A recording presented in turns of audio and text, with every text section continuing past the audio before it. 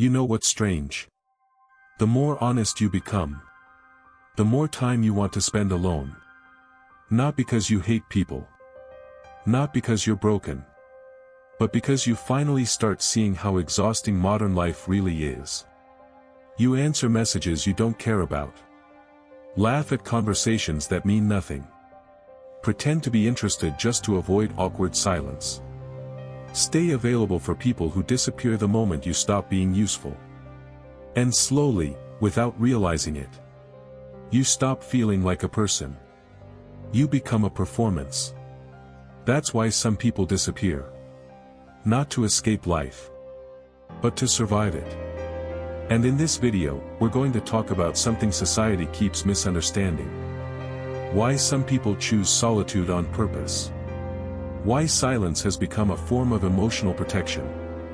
And why the people who spend the most time alone are often the ones finally waking up. And near the end of this video, I want to show you something most people never realize until it's too late. Sometimes loneliness is not the warning sign. Constant noise is. We live in a world that never stops talking. Notifications.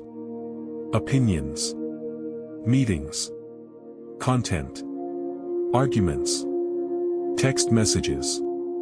Social media updates from people we barely know. And somewhere inside all that noise, people started losing contact with themselves. Not physically. Psychologically. A lot of people today don't even know what they genuinely think anymore unless the internet reacts first. That's how deep the conditioning has become. Modern society rewards visibility. It rewards performance. It rewards people who can stay on all the time. But there's a hidden cost to that life. Mental exhaustion. Emotional numbness. Shallow relationships. Constant comparison. A nervous system that never fully rests. And eventually, some people reach a point where silence starts feeling safer than conversation. Not because they hate humanity, but because they're tired of pretending. Today we're going to explore why solitude feels powerful to certain people, how Stoic philosophy viewed chosen isolation, why modern society fears silent people, and how solitude can either destroy you, or rebuild you into someone emotionally unshakable. Because the truth is, some people don't withdraw because they're weak. They withdraw because they finally realized what constant exposure was doing to their mind. Part 1, The World Rewards Performance, Not Peace, 2:10 to 6 o'clock. One of the hardest truths to accept is this. Modern society does not reward inner peace. It rewards stimulation. The loudest person gets noticed. The most reactive person gets engagement. The most available person gets used the most. And somewhere along the way, people started confusing attention with connection. Think about how many conversations today are completely performative. How are you? Busy. We should catch up sometime. You doing okay? Yeah, I'm fine. Nobody slows down long enough to tell the truth. And after years of living like that, many people begin to feel emotionally homeless. You can be surrounded by people every day and still feel profoundly alone. That's the part nobody talks about. Loneliness is not always the absence of people. Sometimes it's the absence of authenticity. Carl Jung once said, "Loneliness does not come from having no people around you, but from being unable to communicate the things that seem important to you." That line hits differently as you get older. Especially for men. Because many men are taught very early that vulnerability makes people uncomfortable. So they learn to perform strength instead of processing pain. They stay useful, functional, productive, but internally exhausted. And eventually something shifts. The same people who once chased connection begin craving silence instead. Not because silence feels empty. Because silence finally feels honest. This is why solitude becomes addictive to certain people. For the first time in years, nobody needs anything from you. Nobody is evaluating you.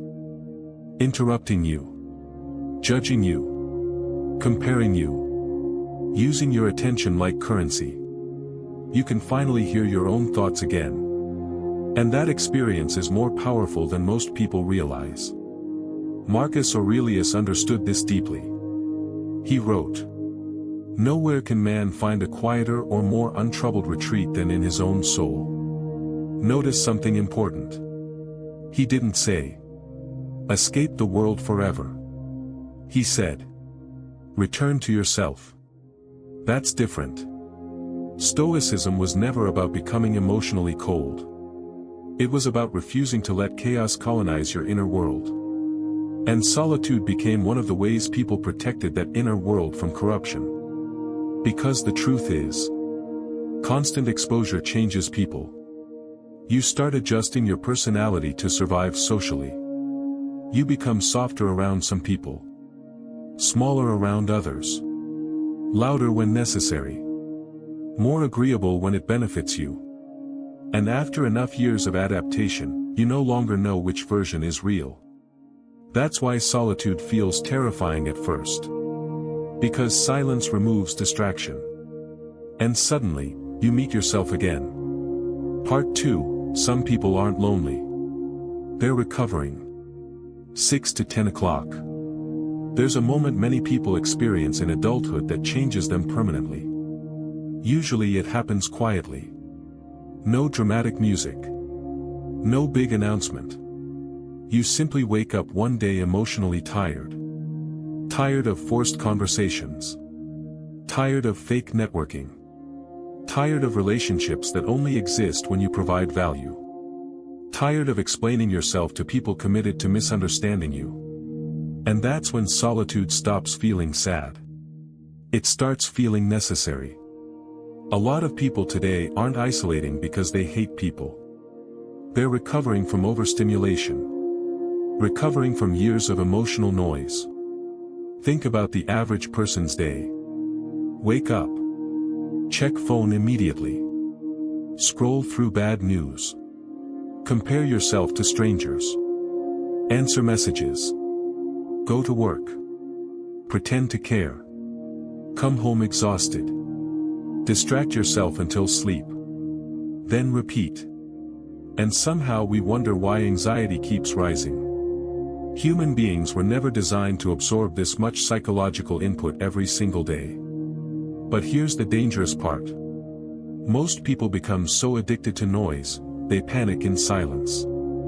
The moment nothing distracts them, unresolved emotions surface. Regret. Fear. Emptiness. Grief. Confusion. That's why many people stay busy constantly. Not because they're fulfilled. Because stillness forces honesty. And honesty can be terrifying. Seneca once wrote, "To be everywhere is to be nowhere." That sounds almost prophetic today.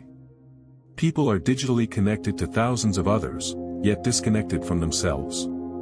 And the people who begin recognizing this often pull away. Quietly.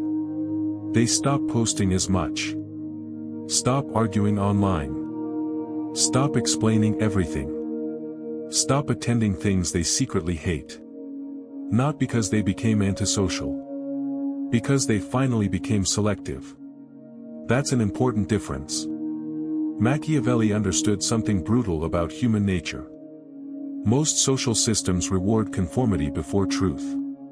The crowd usually prefers comfort over honesty. That's why people who think independently often end up alone for periods of their life. Not because they failed socially. Because awareness naturally creates distance. Once you see how performative many interactions are, you can't fully unsee it. And eventually your nervous system starts craving environments where no performance is required. That's why a quiet room starts feeling luxurious. That's why long walks alone feel healing. That's why sitting in silence suddenly feels more meaningful than another shallow conversation. You're not becoming disconnected. You're detoxing from emotional overstimulation. Part 3, Why Society Fears Quiet People, 10 to 14:30. Have you noticed something strange? People get uncomfortable when someone becomes quieter. Especially if that person used to explain themselves constantly. The moment you stop reacting emotionally, people start projecting stories onto you. You've changed. You're distant. You think you're better than everyone. But often the truth is much simpler. You're just tired. Tired of unnecessary conflict. Tired of defending your boundaries.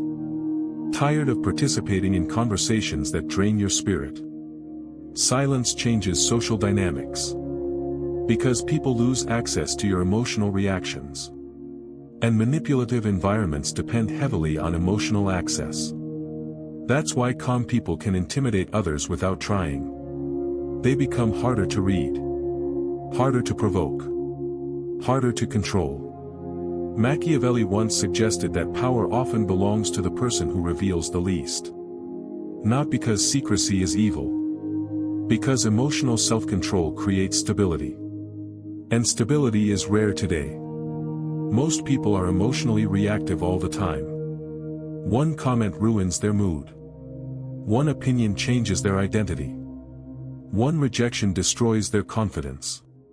But solitude teaches emotional endurance. It forces you to sit with discomfort without immediately escaping it. That's why chosen solitude can become transformational. You begin learning how to regulate your thoughts, how to enjoy your own company, how to exist without constant validation. And that changes relationships permanently. Because once you no longer fear being alone, you stop tolerating connections that damage your peace. That's one of the biggest psychological shifts a human being can experience. You stop chasing attention. And start protecting energy. Suddenly, fewer people have access to you. Fewer opinions affect you. Fewer manipulations work on you. Not because you became cold. Because you became conscious. This is what many people misunderstand about solitude. They think it removes connection. But healthy solitude actually improves connection. Because now your relationships are chosen, not desperate. You speak because you mean it. You stay because you want to. You leave when peace disappears. That's emotional maturity. Not isolation. Part 4, Solitude is where you meet your real self, 1430 to 1900 hours. The real reason solitude changes people is simple. Noise hides identity. When you're constantly surrounded by opinions, expectations, trends, notifications, conversations, and emotional pressure, you stop hearing your own voice. You start living reactively. But solitude interrupts that cycle. And at first, it's uncomfortable. Because many people discover they don't actually know themselves outside performance. Who are you when nobody is watching? Not your social persona. Not your professional image. Not your curated online identity. You. That question becomes unavoidable in silence. And honestly, a lot of people spend their entire lives avoiding it. Because facing yourself requires courage. You start noticing things. How often you seek approval. How many relationships are transactional. How much anxiety comes from comparison. How exhausted you are from pretending to be emotionally okay. But this awareness is not punishment. It's liberation. Epictetus believed freedom begins when you stop depending on external things to define your inner state. And solitude helps expose exactly how dependent modern people have become on external stimulation. Likes. Texts. Attention. Validation. Recognition. But eventually some people realize. If your peace depends on constant external reassurance, your peace is fragile. So they pull back. Not forever. Just long enough to rebuild something internally stable. And slowly, solitude begins changing them. Their thoughts become clearer. Their reactions slow down. Their standards rise. They stop forcing conversations. Stop begging for understanding. Stop explaining themselves endlessly. Because internally, they finally feel anchored. That's the hidden gift of solitude. It teaches you that peace is not created by controlling people. It's created by controlling access to your mind. And in a culture designed to constantly invade your attention, that becomes an act of quiet rebellion. So why do some people choose to be alone? Not because they've given up on humanity. Not because they're antisocial. Not because they're broken. But because at some point, they realized constant noise was slowly disconnecting them from themselves. And solitude became the place where they could finally breathe again. Today we talked about why modern society rewards performance over authenticity. Why emotional exhaustion pushes people towards silence. How Stoicism viewed solitude as inner restoration.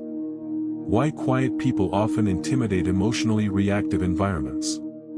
And how solitude helps people rediscover who they actually are beneath social conditioning. Because solitude is not emptiness.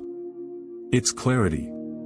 It's the moment you stop performing long enough to hear your real thoughts again. And maybe that's why the world misunderstands it so deeply. A person who no longer needs constant validation becomes difficult to manipulate. A person comfortable alone becomes difficult to control. And in today's world, that kind of peace is powerful. If this video spoke to something you've been feeling lately, let me know in the comments. Do you think modern life is making people emotionally exhausted? Or do you believe solitude is becoming one of the last places where people can still think clearly? And if you've ever felt guilty for needing space from the world, maybe stop seeing it as weakness. Maybe your mind has been asking for recovery. If this video helped you see solitude differently, leave a like and subscribe to Silent Authority for more conversations about emotional discipline, modern society, stoicism, and psychological clarity in a world designed to drain your attention. And remember, some people disappear because they're lost. Others disappear because they're finally finding themselves.